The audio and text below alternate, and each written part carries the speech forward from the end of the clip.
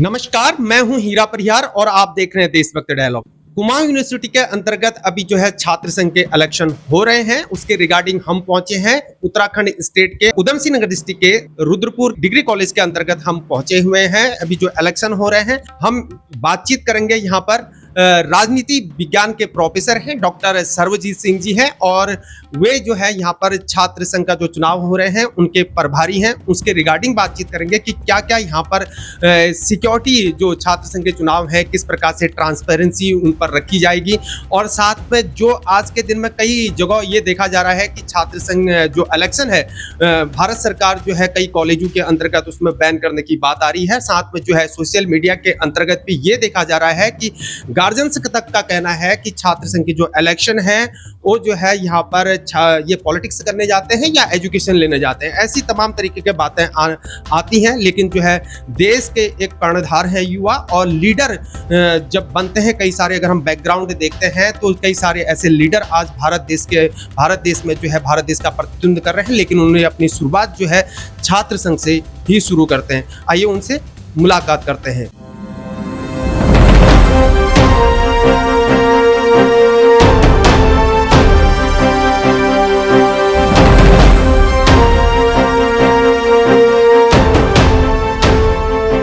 नमस्कार सर, आपका बहुत बहुत स्वागत है हमारे देशभक्त डायलॉग पर। सर, जिस प्रकार से आजकल जो है छात्र संघ का जो चुनाव हो रहा है, लेकिन बीच में काफ़ी देखा गया था कि जो छात्र संघ का जो इलेक्शन है उसमें जो है रोकने की उसको बात कही जा रही थी, बीच में ये चीज़ें आ रही थी।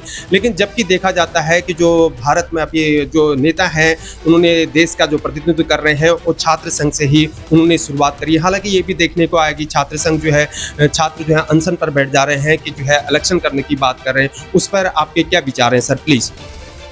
सर, मैं आपका सर्वप्रथम धन्यवाद करता हूं परिहार जी कि यहाँ पे आप आए हैं और हमारे प्राचार्य जी इस महाविद्यालय में अभी पिछले हफ्ते ही ज्वाइन किया है इन्होंने, और जिनका नाम एएन सिंह है। सर बहुत अच्छे और एक सज्जन व्यक्ति हैं।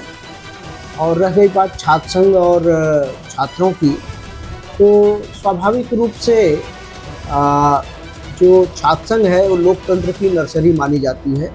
और जैसा आपने बताया कि यहीं से बहुत सारे लोगों ने शुरुआत किया, तो ऐसा नहीं कि सभी लोगों ने छात्र संघ से ही शुरुआत किया जो बड़े नेता बने।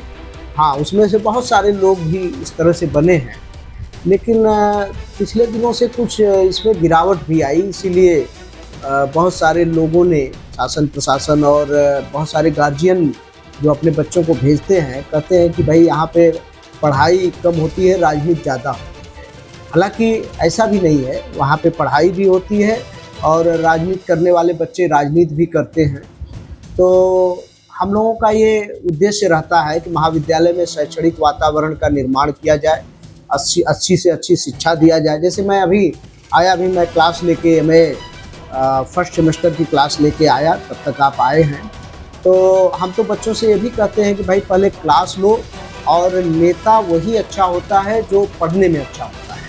तो स्वाभाविक रूप से अगर देखा जाए, जो क्लास में जाएगा ही नहीं तो स्वाभाविक रूप से वो उदंड रहेगा और वो अच्छी बातें नहीं करेगा। वो मतलब कि हमेशा निगेटिव सोच रखेगा, निगेटिव बातें करेगा। तो पहली जो शर्त है, पहली जो चीज़ है, वो क्लास में जाना चाहिए हर बच्चे को। पहले वो छात्र है, इसके बाद छात्र नेता है। तो अगर ये कॉन्सेप्ट हो जाए कि वो पहले छात्र बने फिर छात्र नेता बने, तो ये सब समस्याएं अपने आप दूर हो जाएंगी। और रह गई बात छात्र संघ की, तो छात्र संघ का इलेक्शन कुमाऊं यूनिवर्सिटी, जो हमारी यूनिवर्सिटी है, उसने घोषित कर रखा है 27 सितंबर को। और स्वाभाविक है कि उन्होंने कहा 18 तारीख को हम शेड्यूल जारी कर देंगे। तो उनके शेड्यूल के अनुसार और जो 27 तारीख को इलेक्शन, हम लोग जैसा आदेश मिलेगा वैसा हम लोग कराने के लिए तत्पर हैं। और रह गई बात, बच्चों से भी अपेक्षा रहती है कि इस छात्र संघ लोकतंत्र की नर्सरी को ये लोग इस तरह से कोई ऐसा कार्य न करें जिससे लोकतंत्र की नर्सरी बदनाम हो। सर, जिस प्रकार से छात्रों का देखा जाता है, कई बार जो है छात्र अनुशासनहीनता पर आ जाते हैं। तो आपने जो इलेक्शन अभी हो रहा है, इसमें अनुशासनहीनता को रोकने के लिए क्या सिक्योरिटी के लिए क्या प्रयास, क्या इंतजाम किए हुए हैं कि ऐसा ना हो? सर, ये रुद्रपुर महाविद्यालय की जहाँ तक सवाल है, यहाँ पे पुलिस व्यवस्था और हमारे एसपी साहब, जिलाधिकारी महोदय और सारे लोग, कोतवाल साहब, सारे लोग, सीओ साहब, सारे लोग मुस्तैदी से पुलिस व्यवस्था की व्यवस्था करते हैं हर इलेक्शन में। स्वाभाविक है, इस इलेक्शन में भी करेंगे। कुछ विद्यार्थी इस बात को लेके भी परेशान रहते हैं कि भाई यहाँ पुलिस क्यों आई है। अरे भाई, पुलिस तो कानून व्यवस्था बनाने के लिए है। पुलिस ऐसा नहीं होता है कि पुलिस कोई ऐसा कार्य करती है। पुलिस तो हमेशा, और ख़ास करके उत्तराखंड पुलिस बहुत अच्छी पुलिस है। ये हमेशा मित्रवत व्यवहार भी करती है और बच्चों के साथ एक अच्छा सामंजस्य भी बनाती है। तो हम लोग एक लेटर भेज देते हैं, ऐसे में सभी लोगों का सहयोग मिलता रहता है।